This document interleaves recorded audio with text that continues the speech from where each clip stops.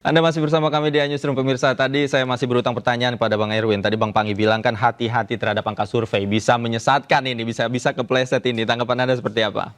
Ya, pertama tadi saya katakan Bang Panggi bahwa kami itu mempercayai hasil ilmiah. Dan kami melakukan penelitian juga, baik itu kualitatif dan kuantitatif. Jadi kita harus melihat juga bahwa penelitian itu juga harus ada dasarnya. Dan di behind dari angka-angka yang ada di yang disajikan oleh para pollster tersebut. Jadi kami tidak pernah lengah, kami tidak pernah menganggap remeh. Kami selalu menjaga, pertama, pesan utama dari kampanye ini harus ada, medianya harus terus dijaga konsisten, termasuk media sosial. Dan yang paling penting tentunya jangan sampai ada blunder. Nah, yang mengatakan satu putaran itu adalah netizen. Sama seperti yang mengatakan tentang Pak Prabowo gemoy. Jadi kami mendapatkan respon yang luar biasa dari netizen. Dan bandwagon yang tadi disampaikan oleh Bang Panggi itu ya memang itu bisa terjadi di Januari. Dan kita berharap juga bahwa kelengahan itu dihasilkan dengan jangan sampai ada kelengahan yang terjadi, dan kami akan tetap menjaga sampai di hari H. Ada namanya get out the vote. GOTV ya, atau mengajak pemilih ke TPS. Nah, itu yang paling penting. Relawan kita sekarang kita lakukan pelatihan kepada relawan-relawan kita adalah mengajak pemilih ke TPS, get out the vote. Dan itu saya kira Bang Panggi mengetahui persis tentang get out the vote, bagaimana pentingnya di hari H. Kita mengajak pemilih itu ke TPS.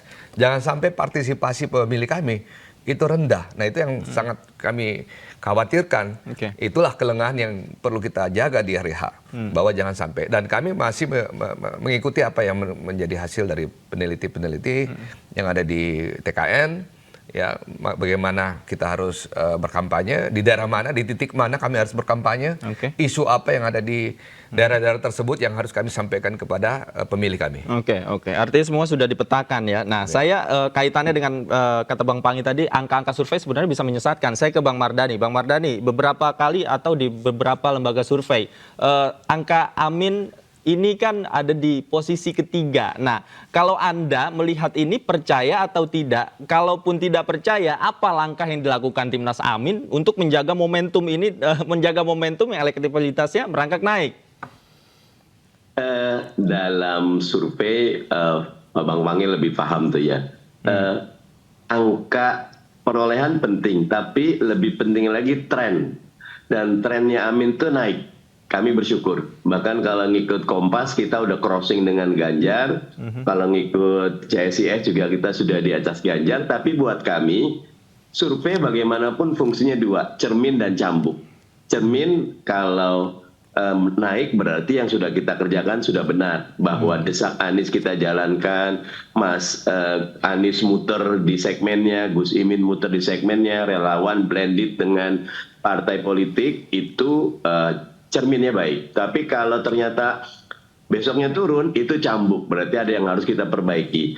Survei selalu menggunakan metodologi. Dan kami sangat yakin metodologi yang tepat akan melahirkan hasil yang tepat. Tetapi tetap bagaimanapun kita juga bisa menilai selain survei. Kan survei itu selalu volatile ya. Nah, pandangan kami, waktu untuk masuk kepada benak pikiran masyarakat itu perlu waktu. Karena itu yang kami lakukan sekarang memang serangan darat, ketuk pintu, door to door campaign jalan, serangan udara dengan desak Anies, selepet masih Gus Imin dan lain-lain terus jalan, podcast dimanapun kita hadiri, TV dimanapun kita hadiri, dan terakhir tentu serangan khusus kepada segmen-segmen tertentu. Karena bersyukur bahwa Indonesia tidak sedang baik-baik saja dan ide perubahan banyak diterima. Oke. Saya ke Bang Rambun. Bang Rambun, di beberapa lembaga survei ini Timnas Amin menyalip Ganjar Mahfud angkanya. Nah, tanggapan Anda, Bang Rambun? Ya, saya rasa poster-poster ini kan ada berbagai macam metodenya dan ya kita lihat saja karena buat kami itu hanya sebagai sebuah indikasi, ya kan. Dan kelihatannya sekarang poster ini nggak seragam gitu, ya kan. Ada perbedaan-perbedaan yang cukup lumayan gitu ya. Nah, bagi kami sekarang kalau soal metode kerja apa segala macam, saya rasa kita bertiga nih sama nih, pikirannya sama, apa yang mau kita lakukan sama. Nah, yang paling penting itu sebenarnya apakah yang paling penting adalah ketepatan kita mengangkat isu, ketepatan kita mentarget, dan juga tentunya bagaimana organisasi kerja daripada tim pemenangan ini melakukan pekerjaannya bersama-sama dengan partai politik cukup kohesif. Nah, cuman aspek lain yang juga penting menurut kami yang kita harus jaga bersama adalah kejujuran daripada pemilu ini, ya kan?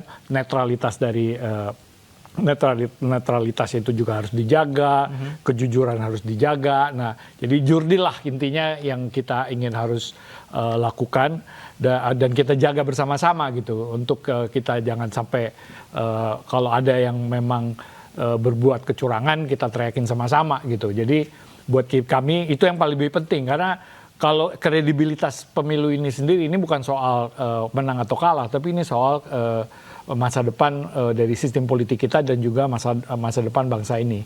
Jadi menurut saya itu aspek yang menurut kita yang harus sama-sama kita jaga dan kita harus usahakan bahwa pemilu ini punya kredibilitas yang sama dengan 2014 sama dengan 2019.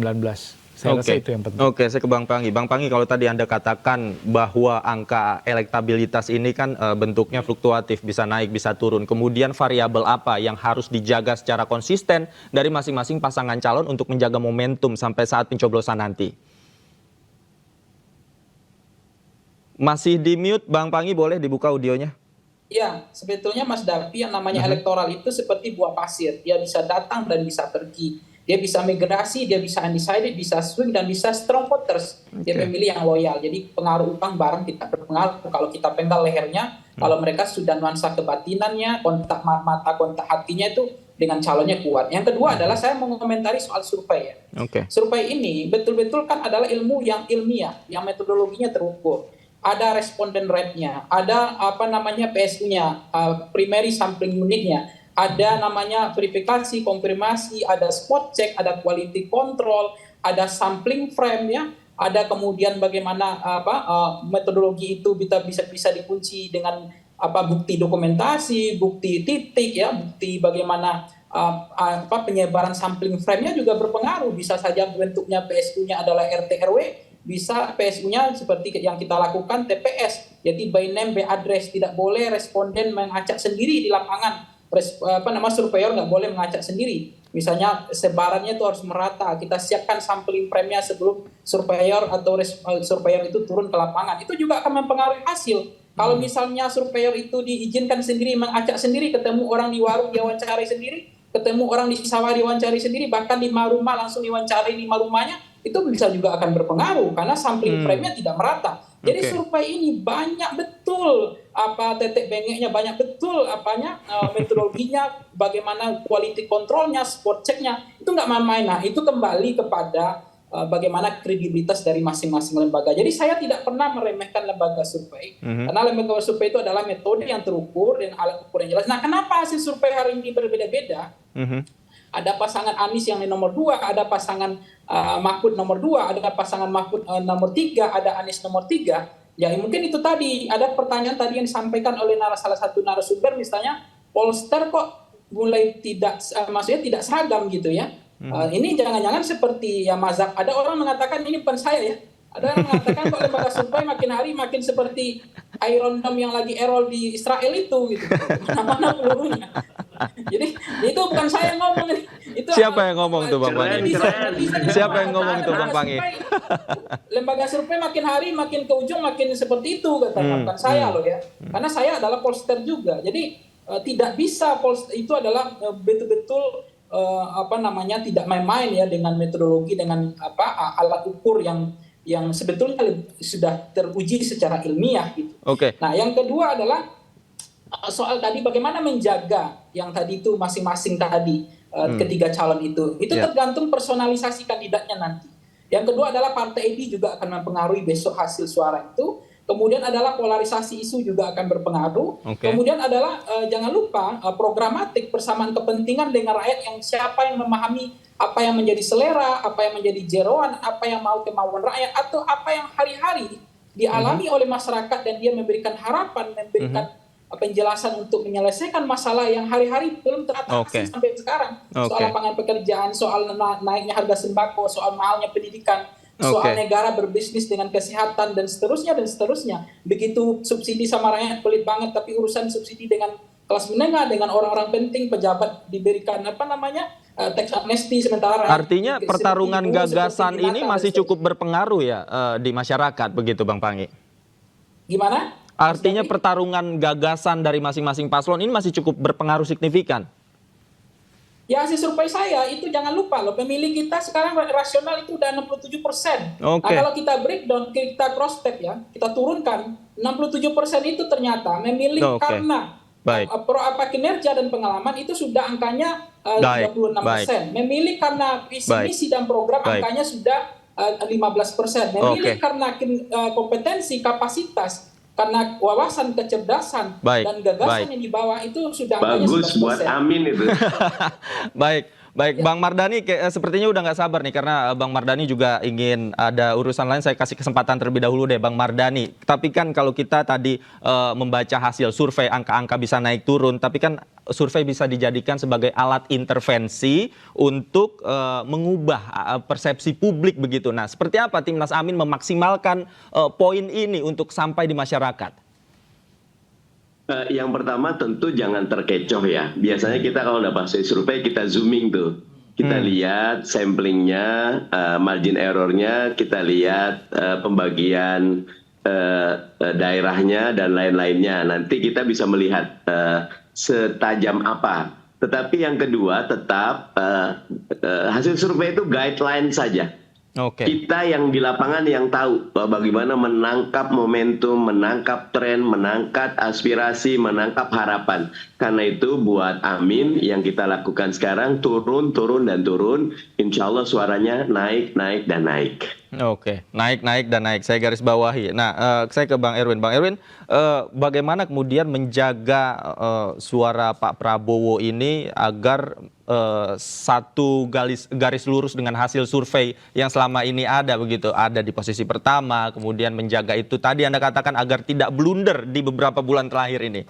Ya, yang saya ingin katakan lagi bahwa sisa waktu yang ada sekarang ini kita sudah melatih relawan kita untuk mengajak pemilih ke TPS. Jangan sampai pemilih kami pergi libur. Jangan sampai pemilih kami nggak ke TPS. Jadi sekarang ini relawan kami sudah masuk ke tahapan di mana kami mengajarkan dan melatih mereka untuk GOTV, get out the vote. Jadi mengajak mereka ke TPS. Jadi kita ingin agar supaya pesan utamanya dijaga, kemudian media harus dijaga, tadi sudah dikatakan ke podcast, ya mainstream, sosial media, TikTok, dan jangan lupa bahwa TikTok ini adalah gerakan, movement, biasa terjadi di TikTok. Netizen kadang-kadang mengatakan satu putaran, gemoy, dan sebagainya. Itu semua datangnya dari netizen. Jadi kita harus menjaga itu semua. Logistik harus dijaga. Bagaimana volunteer dari bawah itu terus membantu relawan-relawan kita. Blunder juga tadi Anda katakan? Terakhir blunder, jangan sampai blunder. Dan yang paling penting ada relawan kita memastikan para pemilih kami itu ke TPS di hari H. Itu yang paling penting. Karena jangan sampai partisipasi pemilih kami itu rendah. Dan yang terakhir yang saya ingin sampaikan juga, di samping penelitian kuantitatif yang tadi disampaikan oleh Bang Pane, itu tidak pernah berbicara tentang kualitatifnya, FGD-nya. Nah, kami punya hasil FGD, di mana angka-angka yang tadi disajikan oleh lembaga survei tersebut, pollsters, kami mengetahui apa di belakang daripada angka tersebut. Jadi kita harus juga mengetahui bahwa pollsters rata-rata di Indonesia ini lupa melakukan FGD. Nah, ini juga kita harapkan ke depan bahwa hasil FGD-nya itu disajikan juga kepada publik.